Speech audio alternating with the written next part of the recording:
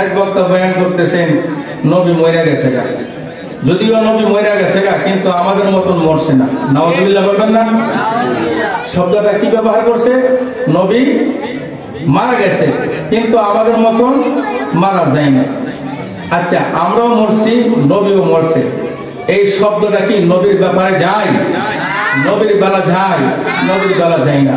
শুধু নবীর বেলা না, আল্লাহ কোরআনে বলেন ওয়ালা তাকুলু লিমান ইউকতালু ফি সাবিলিল্লাহি আমওয়াত বাল আহইয়াউ ওয়ালাকিন লা তাশউরুন। চিৎকার করে বলি সুবহানাল্লাহ।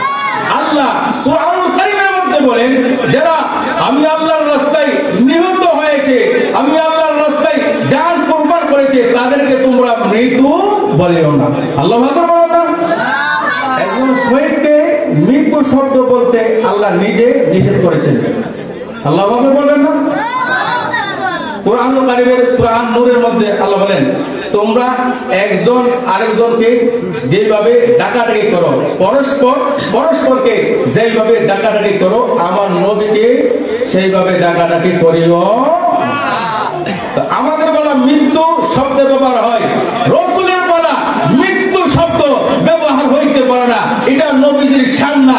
যদিও মুখে মুখে নবীর প্রেমিক দাবি করে, আমি বলবো তারা অন্তরে প্রকৃতপক্ষে নবীদের আশিক না, আশিক হইতে পারে না। কথা বলুন ঠিক কি না?